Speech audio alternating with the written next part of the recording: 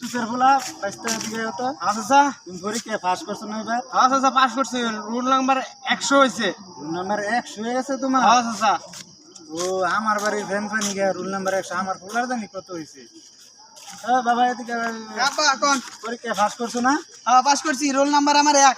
Rule number 1 হয়েছে। হ্যাঁ হারামজাদা কুদ্দুসের ফুলা আমার বাড়ি ফ্যান ফানি গা ও রুল নাম্বার হয়ে গেছে গা 100। তোর রুল নাম্বার 1 হইলো কেমনে? এক কত হইছে আমার 200-300 হওয়ার কথা দরকার ছিল, ধর তো এত ফুলা মাংস খায় রে। এই চাচা চাচা কিছে মারতাছেন কে? আরে মারমু না, কুদ্দুসের ফুলায় আমার বাড়ি ফ্যান পানি খায়, হ্যাঁ রুল নাম্বার পরীক্ষায় ফাঁস করে 100 হয়ে গেছে গা।